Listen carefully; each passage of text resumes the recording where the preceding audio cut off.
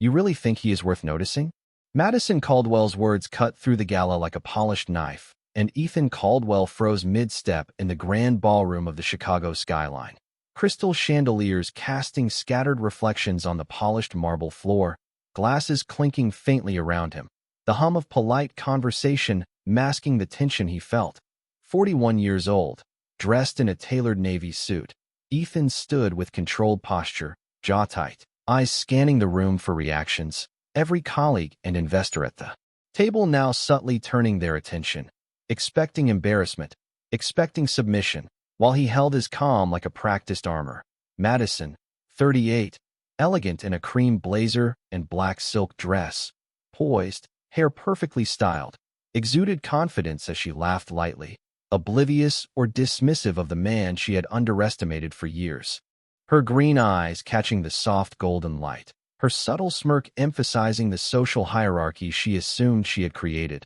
The room seemed to pulse with anticipation, each whispered comment and tilt of a head registering in Ethan's awareness, his mind tracing the patterns of the evening, noting every glance, every misstep, every hint that would later align perfectly with the information he had quietly been gathering. The years of investment, legal insight, and silent influence forming a lattice of control he now held beneath the surface. He shifted slightly, letting the warm glow of a nearby lamp fall across his face, highlighting the subtle determination in his expression, the careful calculation behind every measured breath. And for the first time in hours, he allowed himself a faint, almost imperceptible smile. Knowing the room had been primed for the revelation he would orchestrate, Madison continued to chatter with Bradley Pierce and other executives, pointing toward Ethan with the casual air of a spouse playing a social game, unaware that the man she minimized, the husband she considered quiet, was fully aware of every detail of the company's finances, every clause, every shareholder vote, every executive decision that could be leveraged to shift the balance. And he carried this knowledge like a secret blade, unseen but infinitely precise. Ethan's hands rested lightly on the polished edge of the buffet table, coffee-stained fingers of notes from the past weeks memorized in his mind, rehearsing the calm authority with which he would reveal the truth without hysteria, without confrontation, allowing the facts themselves to command the attention and respect of everyone present, including Madison. The soft murmur of conversation, the clatter of silver on fine china, and the flickering light from the chandelier became a symphony of tension, each element reinforcing the cinematic intensity of the moment. As Ethan mentally traced the sequence that would transform the humiliation intended into a demonstration of undeniable presence and control, for a long heartbeat, he watched Madison turn and gesture toward another colleague, laughing, unaware that this exact timing aligned perfectly with the narrative he had prepared. And in that calculated stillness, the first move of the night was set, each action deliberate, each reaction considered, and the story that would unfold over the coming hours had already begun. A dance of observation, patience, and subtle power, with Ethan at its center, calm, precise, and in control, ready to transform public perception, reshape authority, and reclaim the respect quietly owed to him, one measured step, one undeniable fact at a time. The laughter around the table did not explode all at once. It spread slowly, politely, the way people laugh when they are not sure how cruel they are allowed to be in public. Ethan Caldwell heard it move from one end of the table to the other, a ripple of raised eyebrows, tight smiles, and lowered champagne glasses under the chandeliers of the River North Ballroom. Madison stood beside Bradley Pierce as if the joke had landed exactly where she expected it to land, her shoulders relaxed, her expression bright, her confidence untouched by the damage she had just helped create. Ethan looked at her first, not Bradley, not the executives, not the junior managers pretending to study their menus. He looked at his wife because there are moments in a marriage when the room disappears and only one person matters. He waited for correction. A small one would have been enough. A laugh cut short, a hand on his arm. A simple, "Do not say that about my husband." Instead, Madison lifted her glass and gave Bradley a smile that looked practiced enough to belong on a magazine cover. "He is used to staying in the background," she said, her voice smooth as satin. "It works for us." That was the sentence that changed the evening. Not because it was loud, Not because it was the worst thing she had ever said. It changed the evening because Ethan finally understood she was not embarrassed by the insult. She was comfortable inside it.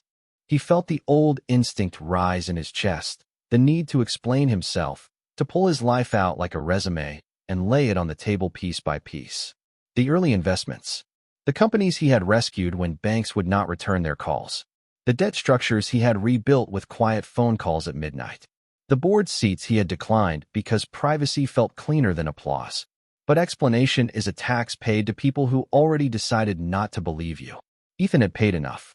He set his water glass down on the white linen tablecloth with a soft click.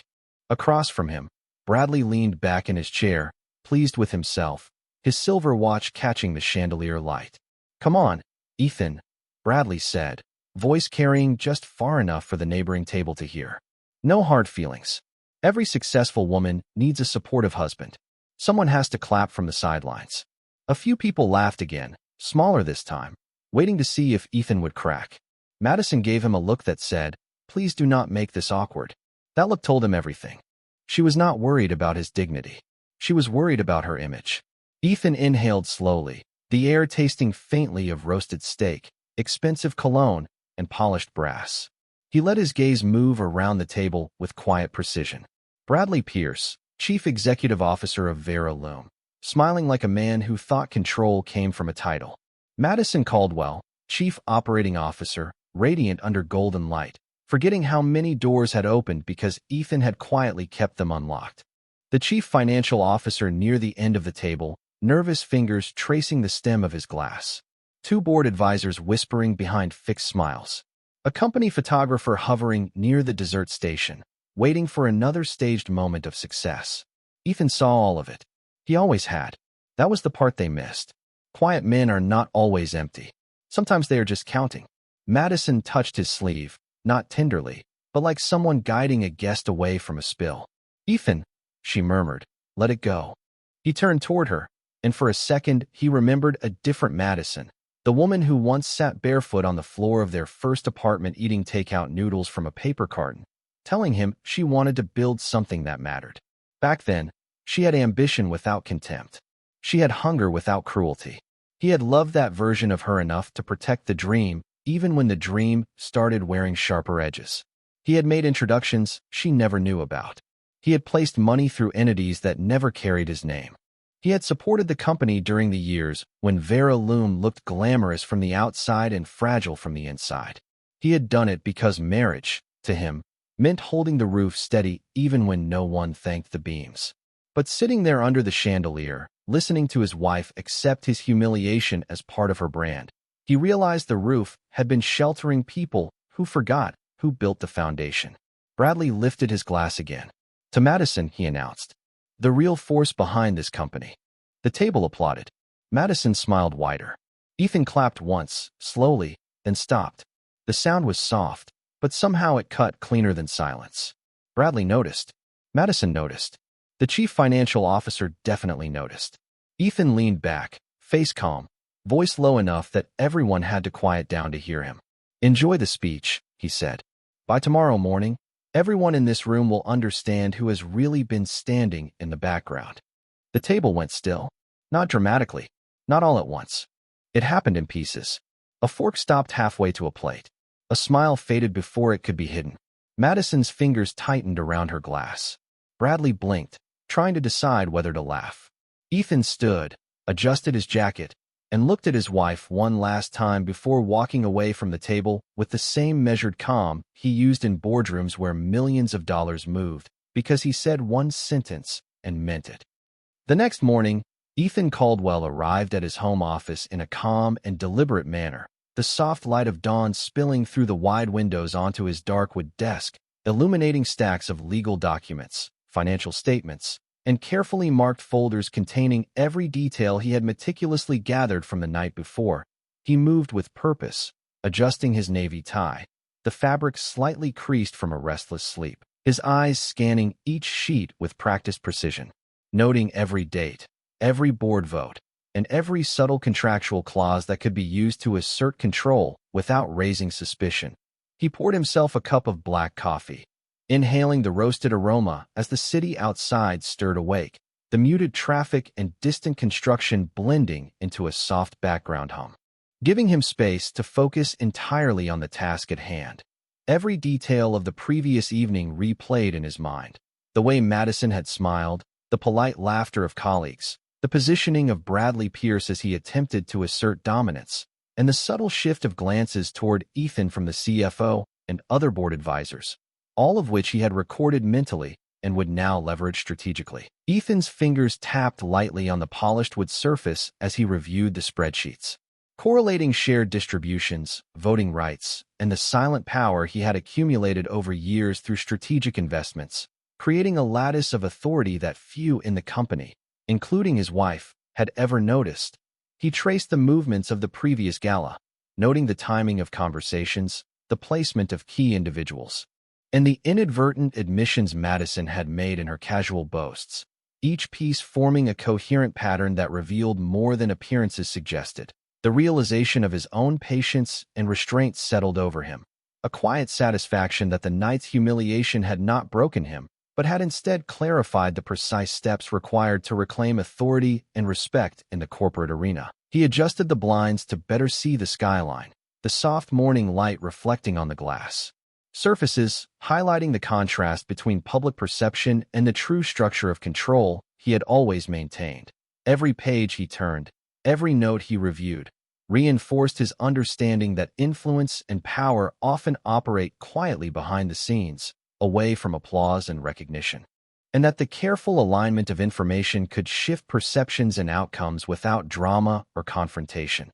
Ethan allowed himself a brief pause, setting down his pen, letting the stillness of the room and the organized chaos of documents around him underscore the calm efficiency with which he had built his position, preparing to execute the strategic moves that would demonstrate his authority fully to Madison, Bradley, and the entire board without haste or emotional display.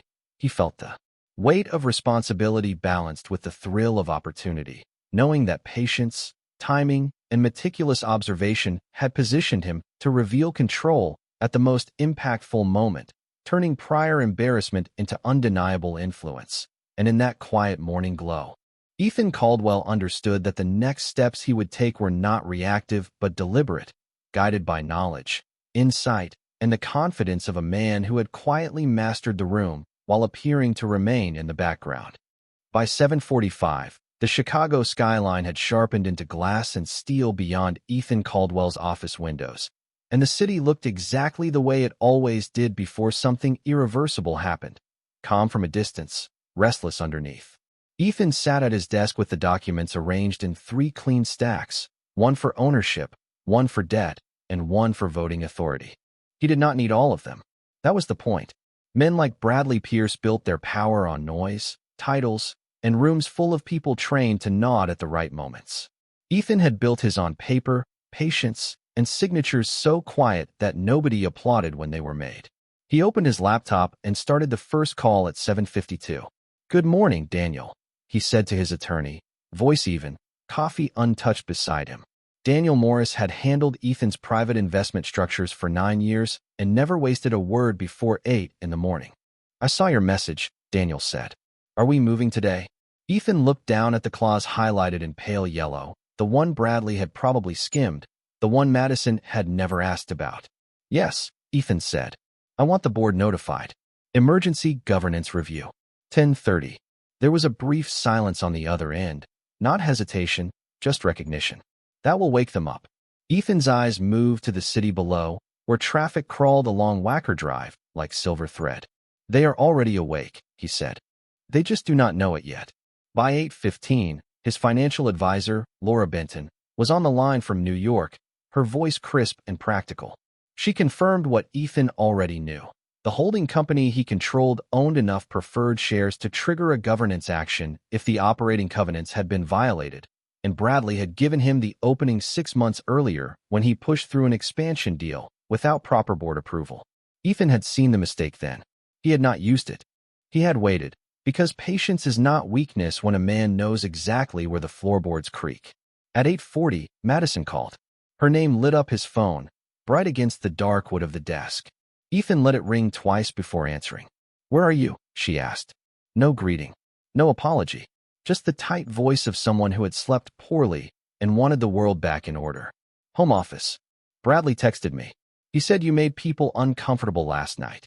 Ethan almost smiled, but not enough to be heard. "That is interesting. I thought comfort was the only thing everyone cared about." She exhaled sharply. "Do not do this. It was a joke. You know how those events are." Ethan turned one page over, smooth and controlled. "I know exactly how those events are. They show people what they think they can get away with." Madison went quiet. In that quiet, Ethan could hear the faint clatter of her kitchen in the background, the expensive espresso machine, the marble counters in the house his silent investments had helped keep untouched during the worst year of her company's cash flow. "What are you planning?" she asked. There it was. Not concern for what happened to him. Concern for what he might do. Ethan leaned back in his chair, the leather creaking softly beneath him. A meeting. With who? The board. Her breath caught, so slightly most men would have missed it. Ethan did not. He had spent years listening for the small sounds people make when the truth enters the room before they are ready to welcome it. "Ethan," she said, softer now, "you do not understand how sensitive this company is right now." That sentence should have hurt. It would have hurt a year ago, maybe even a month ago, but now it only clarified the shape of her blindness. "Madison," he said, calm as a closing door, "I understand this company better than the people who introduced me last night as background." The line went silent again, and for the first time, she did not have an easy answer. Ethan ended the call politely, not to punish her, but because the morning had rules and emotion was not on the agenda. He gathered the folders into his leather portfolio, slid the laptop into his briefcase, and stood in the clean light of his office as if stepping into a courtroom no judge had entered yet. In the hallway mirror, he adjusted his tie, not because he cared how they saw him, but because a man should meet the truth looking prepared. At 9:35, he walked out into the cold Chicago morning, the wind sharp enough to wake every thought he had left. The car waiting downstairs was black, clean, and quiet. Ethan stepped inside, placed the portfolio beside him, and watched the city slide past the window. Somewhere 32 floors above the river, Bradley Pierce was probably rehearsing confidence. Madison was probably building excuses. The board was probably confused. Ethan rested one hand on the portfolio and felt nothing dramatic, only the steady calm of a man who had stopped asking to be invited into a room he already had the legal right to enter. The car pulled up outside Vera Loom's headquarters at 10:12, stopping beneath a glass awning that reflected the gray Chicago sky in broken pieces. Ethan Caldwell stepped out without hurry, portfolio in his left hand, overcoat buttoned against the sharp wind coming off the river. The building rose above him in 32 floors of steel, glass, and curated confidence, the kind of tower designed to make everyone inside feel permanent. Ethan knew better. Buildings look permanent because concrete does not show fear. Companies do. The lobby was all polished stone, white orchids, brushed metal, and a security desk staffed by a man who had probably been told never to look impressed. Ethan crossed the floor with the same quiet pace he had used walking away from the gala table the night before. Heads turned. Not many. Just enough. A receptionist recognized him as Madison's husband and gave the soft, uncertain smile people offer someone they have been taught is harmless. "Mr. Caldwell," she said, "is Madison expecting you?" Ethan placed his identification on the counter. "The board is." The smile disappeared by half an inch. That was enough. She checked her screen, typed quickly, then looked up with a different expression, the first careful adjustment of a person realizing the label on a man may have been wrong. "Of course," she said. "Elevator 3, 32nd floor." Ethan nodded and continued across the lobby. The elevator doors opened with a soft chime, and he stepped inside alone. As the numbers climbed, he watched his reflection in the dark glass panel. 41 years old. Calm eyes. Navy tie. No entourage. No raised voice. No need to perform importance for cameras or assistants. He thought about the first time Madison brought him into this building, back when Vera Loom had leased only 2 floors, and every hallway smelled like fresh paint and overworked ambition. She had been proud then, almost breathless, showing him the sample room, the strategy wall, the small corner office she called temporary with the hunger of someone already measuring the next one. He had admired that hunger, He had protected it. When the company missed payroll by 4 days, he made a call. When their credit line nearly collapsed, he arranged the bridge through an entity no one traced back to him. When Bradley arrived with charm, press contacts, and a talent for taking bows near other people's work, Ethan watched from the background because Madison had asked him to stay out of her spotlight. He had mistaken that request for independence. Last night proved it had become erasure. The elevator opened onto the executive floor. Glass walls stretched along both sides, revealing conference rooms, design boards, assistants with tablets, and executives pretending not to stare. The air smelled like espresso, printer toner, and expensive anxiety. Near the reception desk, Madison stood in a charcoal suit, her posture perfect, but her face too still. Bradley Pierce stood beside her, silver hair neat, smile prepared, hands resting in his pockets like a man trying to look casual in a room that had already begun to tighten around him. "Ethan," Madison said, stepping forward. Her voice was softer than the night before. "Can we talk before this starts?" Ethan looked at her, and for one dangerous second, memory tried to reach him. The young woman with takeout noodles. The dreamer in the unfinished office. The wife who once called him her safest place. Then Bradley spoke. "This is unnecessary," he said, his voice warm enough for witnesses. "Whatever point you wanted to make last night, you made it. Let us not turn a personal misunderstanding into a corporate distraction." Ethan turned to him slowly. "Bradley, the distraction started when you confused a microphone for authority." The nearby assistant stopped typing. Madison's eyes flicked toward the conference room doors. Behind the glass, board members were already seated around a long table, folders placed before them, faces drawn with curiosity and unease. Ethan could see Daniel Morris at the far end, his attorney, calm as a locked safe. Laura Benton sat beside him, reviewing notes with the stillness of someone who enjoyed clean numbers and hated messy leadership. Bradley's smile thinned. "You do not have standing here." Ethan lifted the portfolio slightly. "That is what this meeting will clarify." He walked past them before either could answer. The conference room doors opened, and the low murmur inside died with surgical precision. 10 faces turned toward him. Some recognized Madison's husband. Others recognized the name on the notice they had received less than an hour earlier. Ethan placed his portfolio on the table, unbuttoned his coat, and sat at the head seat that had been left empty by instruction, not accident. Madison remained near the door, caught between the company she thought she controlled and the husband she had never bothered to understand. Bradley entered last, still trying to look amused, but the red at the edge of his neck betrayed him. Ethan opened the first folder. The sound of paper against glass carried across the room like a match being struck. "Good morning," he said, voice low, steady, and impossible to ignore. "Before anyone speaks about titles, I would like us to discuss ownership." The word ownership settled over the conference room like a change in weather, quiet at first, then impossible to ignore. Ethan Caldwell watched the board members shift in their chairs, their eyes moving from his face to the folders in front of him, then to Bradley Pierce, who stood near the far wall with his arms crossed and a smile that was already working too hard. Madison remained by the door, one hand resting on the glass handle, her posture still elegant but no longer effortless. Ethan opened the first document and slid a copy toward the chairman, then another toward the chief financial officer. "Veraloom accepted a structured bridge facility 17 months ago," he said, calm and precise. "That facility was converted into preferred equity after the Series C shortfall." The chief financial officer swallowed before he spoke. "That is correct." Ethan nodded. "The preferred shares carry enhanced voting rights if operating covenants are breached."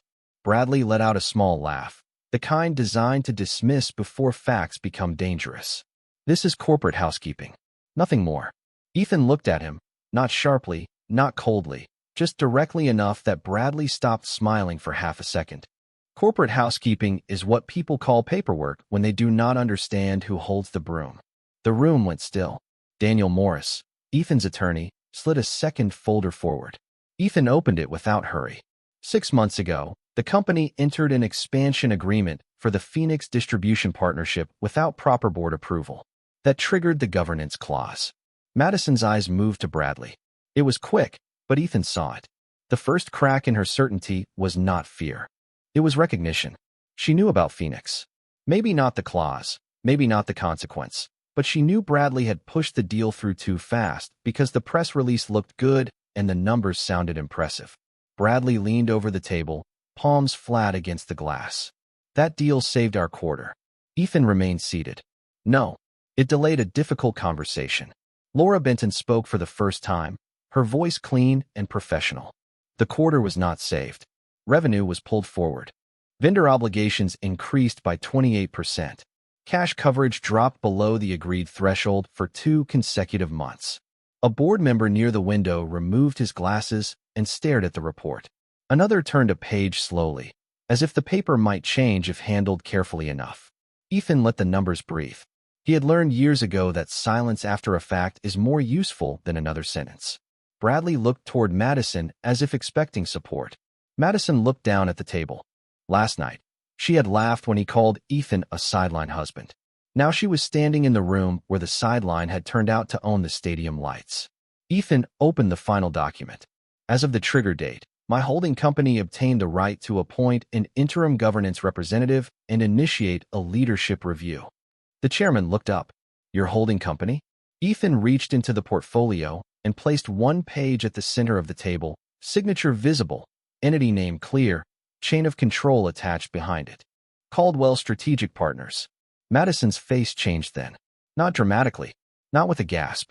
Her expression simply lost its arrangement, like a room after the power goes out. Ethan could see her rebuilding memories in real time.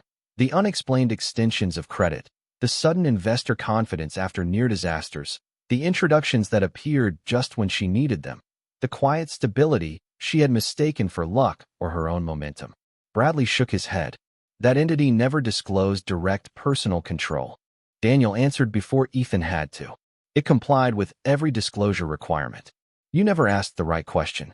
The sentence landed cleanly, almost gently, and that made it worse. Ethan turned one page, then folded his hands on the table.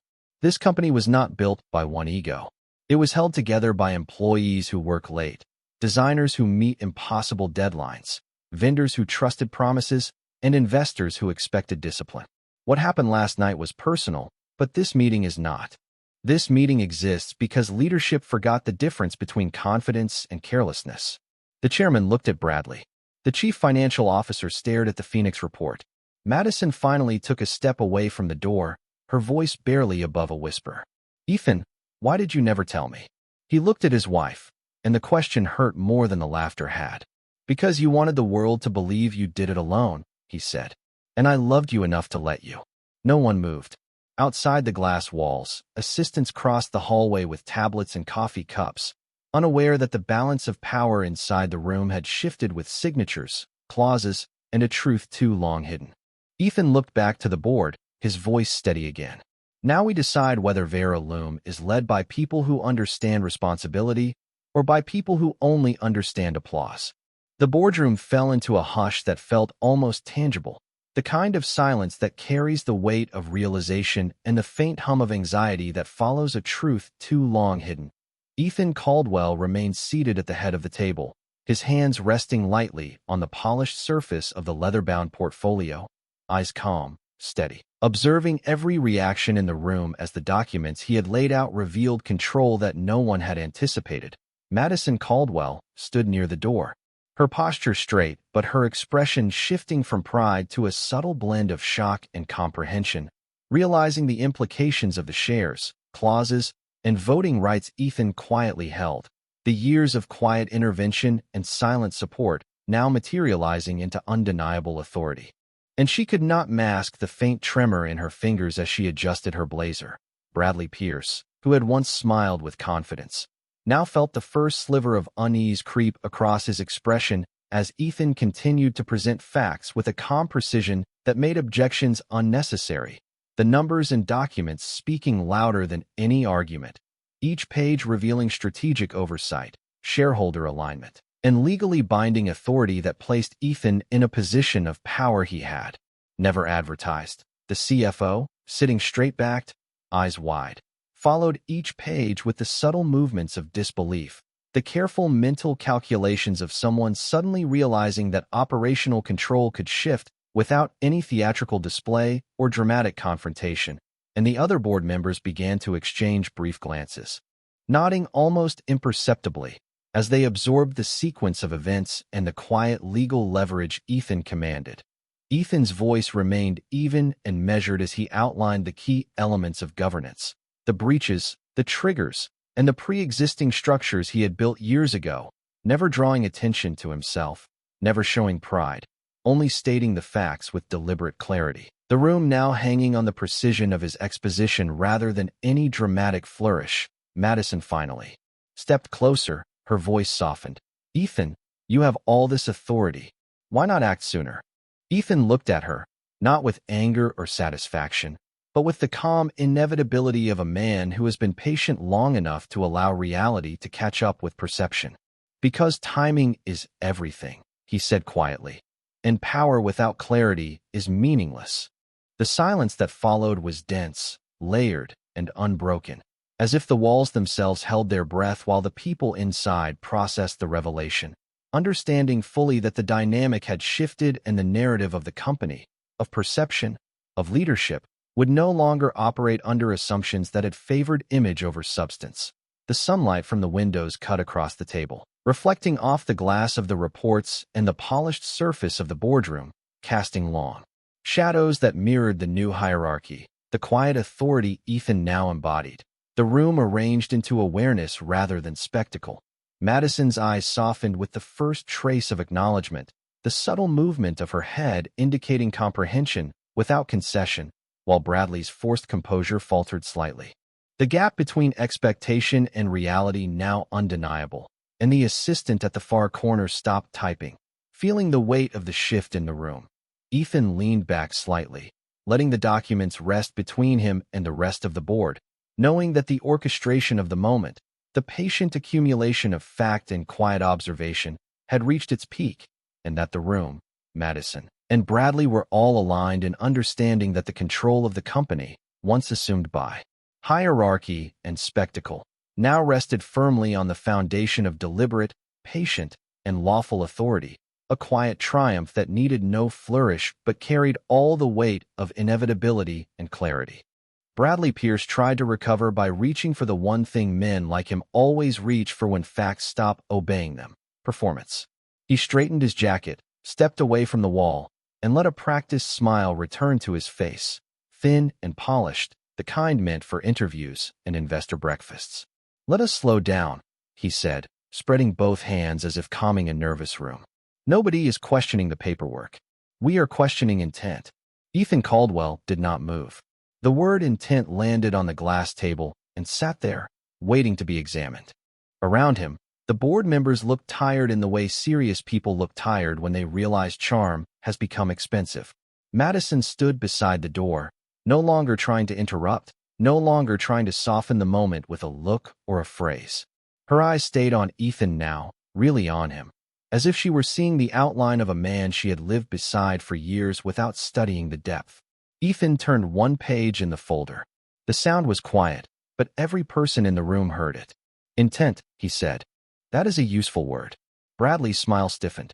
Ethan slid another document forward, this one marked with quarterly projections, vendor obligations, and an internal memo signed by Bradley. "My intent was to stabilize the company when conventional lenders stepped back.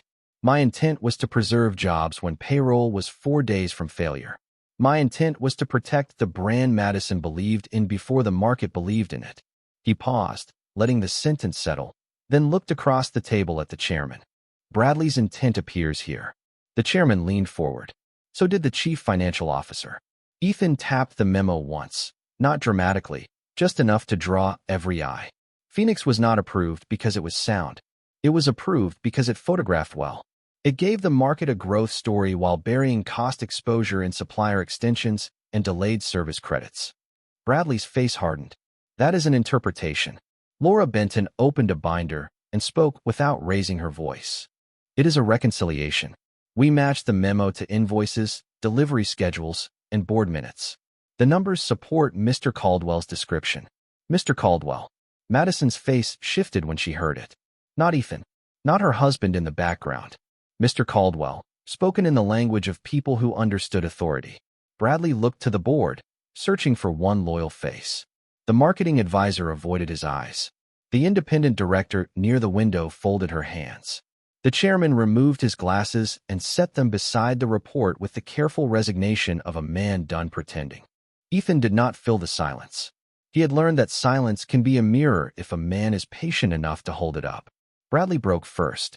"This is personal," he said, and now the warmth was gone from his voice. "You are punishing me because of a joke at a gala." Ethan looked at him for a long moment. "No," he said.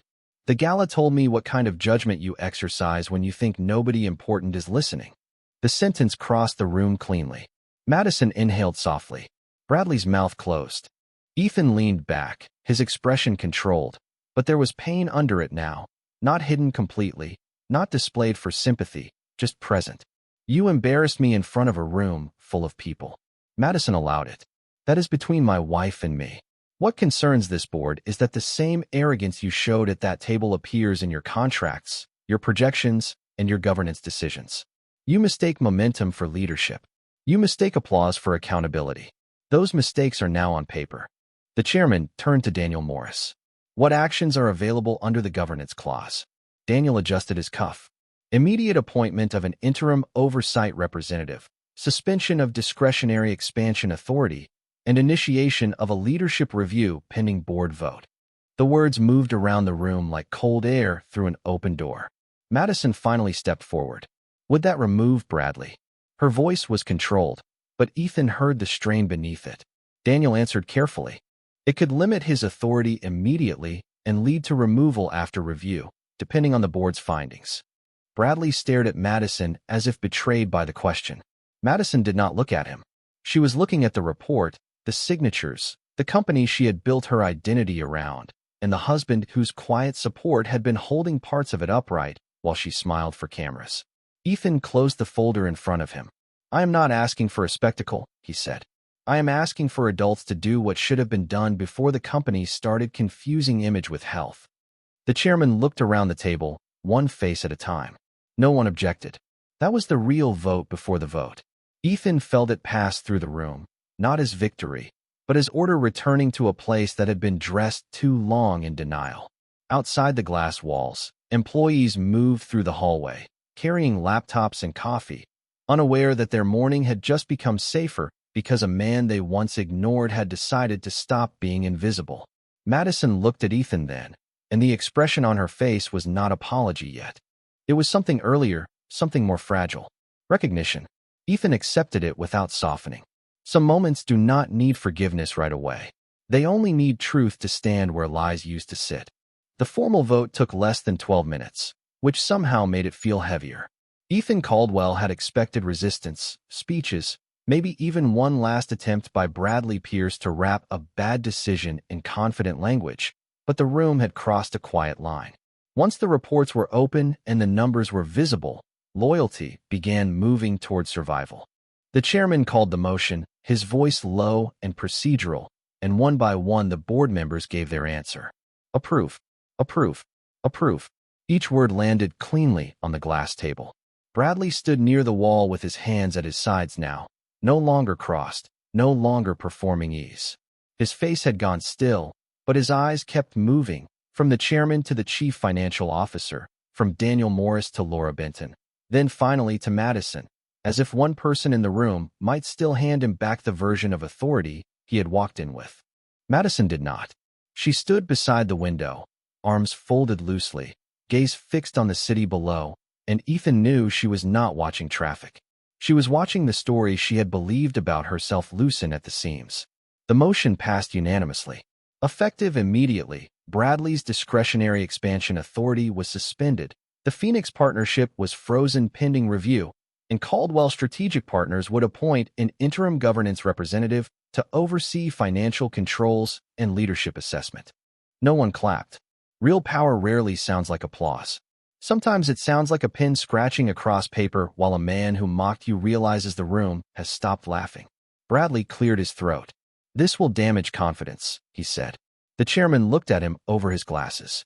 "Confidence is already damaged. This is an attempt to repair it." Ethan stayed quiet. There was no need to add weight to a door that had already closed. Daniel slid the appointment document in front of him, and Ethan signed with a steady hand, the black ink drying beneath the overhead lights. The signature was not large. It did not need to be. Across the room, Madison turned at the sound of the pen leaving the page. Their eyes met for the first time since the vote. In hers, Ethan saw shock, embarrassment, and something that looked uncomfortably close to grief. Not grief for Bradley. Not even for the company. Grief for the version of him she had carelessly edited down until only a convenient shadow remained. Bradley picked up his folder with more force than necessary, then remembered the glass walls and softened the movement into something he hoped looked controlled. "I will cooperate with the review," he said, each word tight enough to break if touched. Ethan nodded. That would be wise. Bradley gave him a final look, the kind of look men give when they want anger to do the work that competence failed to do, then walked out of the boardroom. Through the glass, the employees outside glanced up as he passed. Nobody knew the full story yet, but offices have their own weather systems. People feel pressure changes before they hear thunder. Inside the conference room, the chairman began discussing next steps, audit timelines, vendor communication, and internal messaging. Laura Benton outlined a 30-day stabilization plan. Daniel Morris answered governance questions with clean, disciplined precision. Ethan listened, intervening only when necessary, each sentence short and practical. He did not grandstand. He did not mention the gala. He did not look toward Madison every time a fact proved him right. That restraint seemed to affect her more than any accusation could have. When the meeting ended, board members stood slowly, gathering papers with the solemn energy of people leaving a room different from the one they entered. The chairman shook Ethan's hand. "I wish we had known sooner," he said. Ethan looked at Madison before answering. "So do I." The words were quiet, but they crossed the room anyway. Madison lowered her eyes. A few minutes later, only the two of them remained beside the long glass table, the city spread beneath them like a map of consequences. Madison touched the back of a chair, not sitting, not leaving. "I did not know you were Caldwell strategic partners," she said. Ethan closed his portfolio. "You knew I believed in you." Her mouth tightened. That answer found the part of her no document could reach. "I thought you had stepped away from all of this," she said. "I stepped away from attention," Ethan replied. "Not from responsibility." The room was silent except for the faint rush of air through the vents. Madison looked toward the door Bradley had exited through, then back at Ethan. "Last night," she began, then stopped. Ethan waited. She took a breath, smaller than the room deserved. "Last night I should have stopped it." He studied her face, the controlled makeup, the tired eyes, the ambition still there, but bruised by recognition. "Yes," he said, "you should have. No cruelty, no comfort, just truth, clean and heavy." Madison nodded once, and for the first time since the gala, she had no polished sentence ready. Ethan picked up his portfolio, buttoned his coat, and walked toward the door. Before leaving, he turned back. "The company will get a fair review," he said. "What happens to us depends on whether respect can exist without an audience." Then he stepped into the hallway, past the employees who now looked at him differently, and for once, Ethan did not feel like a man standing behind someone else's light. He felt like the source they had finally noticed. Ethan Caldwell stepped into the quiet elevator after leaving the boardroom, the cool metal walls reflecting the soft morning light that filtered through the glass shaft, and he allowed himself a slow breath, the first in hours that did not need to measure patience or restraint, as if the air itself had changed with the clarity he had established. Madison Caldwell followed him at a discreet distance, her heels clicking softly on the marble floor, and for the first time, her composure was measured not for public display but for private reflection, her mind replaying the sequence of documents, votes, and signatures, realizing fully the depth of her husband's quiet authority and the careful orchestration that had kept the company stable while she had assumed sole credit. The lobby felt different now, expansive and empty, echoing the tension of a story resolved in fact rather than spectacle, and Ethan did not hurry, moving with deliberate calm toward the car waiting at the curb, hands resting lightly on his briefcase as he considered the next steps for the interim governance review, the control he had quietly exerted ready to guide the company without drama. Madison caught up, slowing to stand beside him, her green eyes meeting his with a mixture of acknowledgement, surprise, and the subtle weight of understanding that years of assumptions can leave when confronted by patience and competence, and Ethan offered nothing more than a small nod, letting silence convey the balance of respect, authority, and quiet revelation that words could not fully carry. The city street outside reflected wet asphalt and morning sunlight in a pattern of silver and gold. Traffic moving with mechanical precision, and the air smelled faintly of coffee, exhaust, and anticipation, as if the environment itself was adjusting to the new order of events that had unfolded inside the high-rise just minutes before. Ethan opened the car door and paused to let Madison step in first, a gesture of courtesy rather than deference, and she hesitated slightly, hands resting on the leather seat, contemplating the orchestration of the past hours, the subtle control he had always exercised behind appearances, the documents, the shareholder agreements, the legal avenues that no one had recognized, and the realization settled across her expression without dramatic gesture, a quiet acknowledgement that power and visibility are not always aligned. Ethan followed, closing the door with precision, and the car started smoothly. The engine's low hum filling the space as the vehicle pulled away from the curb, carrying them past the reflective windows of neighboring buildings that caught the sky in angles and reflections, emphasizing the normalcy of a city continuing unaware of the upheaval occurring within a single suite of glass and steel. Madison finally spoke, voice soft, measured, as if testing whether the words themselves could balance the reality of what had just occurred. "I never realized all of it." Ethan glanced at her, eyes steady, expression controlled, tone calm and low. "You understood what you needed to see. That is enough for now." She exhaled, small and deliberate, and the car moved through the morning traffic, a river of vehicles oblivious to the legal and strategic currents that had just shifted the trajectory of a company, a marriage, and the recognition of authority that had always been present but unacknowledged, leaving Ethan in control, Madison in reflection, and the world outside continuing in measured rhythm while inside. Clarity and respect quietly redefined the balance between them. After the drive from the boardroom, Ethan, Caldwell, and Madison sat quietly in the black sedan as it glided through the streets of downtown Chicago, the sunlight reflecting off glass towers and wet asphalt, creating a pattern of shifting light across the leather interior. Ethan's hands rested lightly on the portfolio beside him, his posture calm, his eyes forward, absorbing the city passing by while reflecting on the morning's strategic maneuvers, the appointments, the legal frameworks, and the vote that had just passed in his favor, a controlled authority now formally acknowledged. Madison kept her gaze fixed out the window, her fingers tapping subtly against the door panel, a mixture of reflection, acknowledgement, and the slow processing of the depth of Ethan's influence and careful orchestration. The understanding settling quietly without dramatic expression, the same recognition of patience and intelligence that had been invisible for years now impossible to ignore. Ethan spoke first, softly, without turning his head. The room responded as I anticipated. Their attention is finally aligned with the facts rather than appearances. Madison exhaled, the small sound a mixture of relief and hesitation. "I thought I knew the company, but I had no idea." Ethan nodded, eyes still forward, voice even and low. "That is the advantage of observing quietly while others perform. The work is already done before anyone notices the hand behind it." Traffic moved slowly, but smoothly, the ambient noise of the city mixing with the faint hum of the air conditioning inside the car, creating a quiet backdrop for reflection.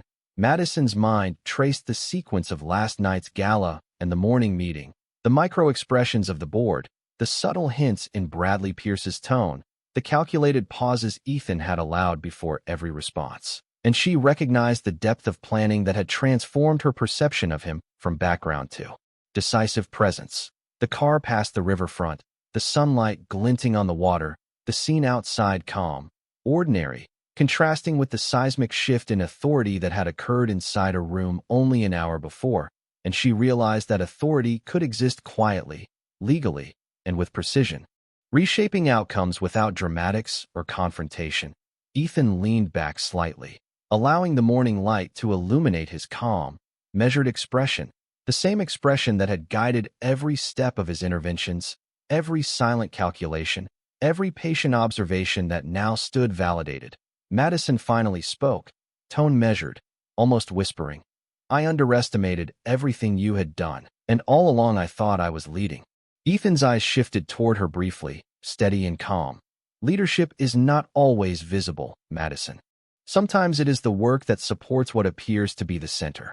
She nodded slowly, processing the quiet lesson, the subtle reminder that influence is often hidden and patience is the unseen currency of control. Ethan adjusted the briefcase on the seat, the sound soft, almost ceremonial, and continued. We will move forward carefully. The company, the board, the employees, they all require clarity and stability. That is what I provide. Madison glanced at him, a faint trace of gratitude mixed with awe in her expression, understanding that the balance of power, respect, and responsibility had shifted, and that this quiet transformation would define the day, the company, and the relationship between them in ways she could not yet fully articulate. The car continued through the city streets, lights reflecting off the windows, pedestrians walking past unaware of the subtle but profound recalibration of authority that had just occurred, leaving Ethan and Madison in the calm aftermath of strategic patience, observation, and finally recognized influence. The quiet power of careful action, replacing previous assumptions and restoring clarity, order, and measured respect to every aspect of the company and their partnership.